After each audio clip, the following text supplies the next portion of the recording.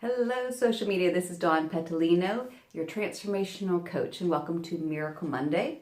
Oh, and best-selling author of Peace, Power, and Miracles. Miracle Monday is where I offer you some tips and some tools, but most importantly, some truths that will help you to access more love and miracles in your life. And today's tip and tool and truth is about allowing your heart, not your head, to lead. It is moving with your heart and not your head.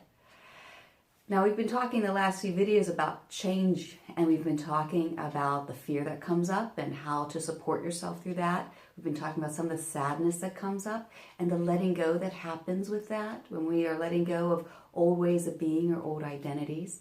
And we've talked about finally reaching an acceptance of, this isn't what I wanted, or where we try to pursue something and then or we might not try to pursue it, we're just noticing with awareness that what we have isn't what we want, and we're feeling and judging it, and then there's an acceptance of it, which creates a humility. We now become teachable and able to be led versus leading.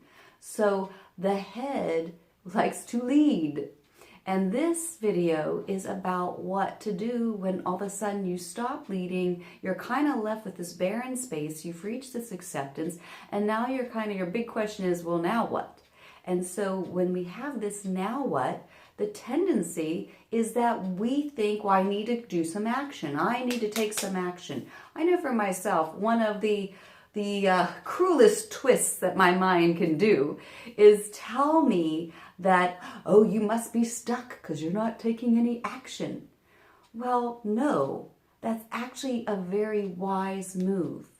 Because, the Course in Miracles and the Course of Love, and these are two spiritual books, the texts that if they resonate with you, and I refer to them a lot, then they might be your path, but they talk about that, you will be led very directly on where to go and what to do.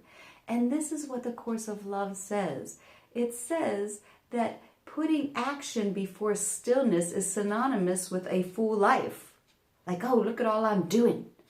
But the reality is that you are an idea in the mind of God. And it says this idea is what you seek. And it's found at your source. Your source is love. And its location is your heart. Therefore, you have to go inward. It says, now allow your heart to become your eyes and ears. And it also goes on to tell us that a full life is a fulfillment of this idea. So how will I know what that idea is unless I feel the need, which often happens, you'll start to feel the need to withdraw, to go inward, to get still. And there's a part of you that just doesn't want to do right now. And that's wise. And the part of your mind that says, no, we're supposed to be doing something, that's the one that believes in what the world tells us, well, a full life is more activity. No, a full life is the expression of that idea that's in our heart. But we have to hear the idea first, which requires stillness. They say that, God's voice is found in the silence. So we wait. And it also tells us you'll want to rush into something. You'll want to push for change rather than waiting. But just realize this just means that you're ready. And maybe that can kind of calm you down. So whenever you are thinking you need to take action, when you're feeling like that little barren space of now what? I've just gone through this kind of transition. There's this blank slate. It's a time for listening. On the hero's journey, the hero has to withdraw from the ordinary world in order to hear the call.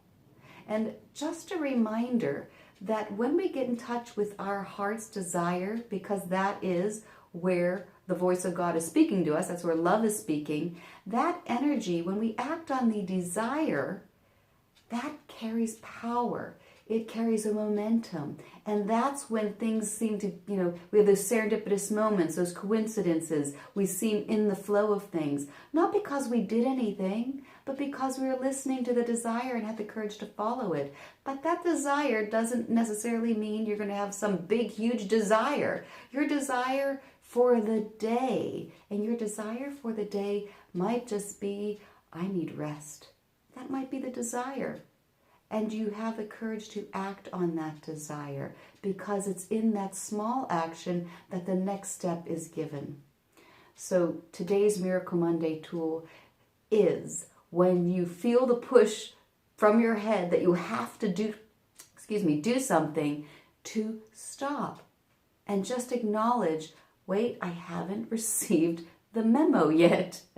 I need to go inward and be honest with myself about what my real desire is. Not what the should is, that's coming from the head, but what your real true desire is, and act from that energy. And that's where miracles arrive. Happy Miracle Monday. If this was helpful to you at all, feel free to share it with friends, like our page, and there's a meditation below, a guided meditation to help you hear the desire of your heart.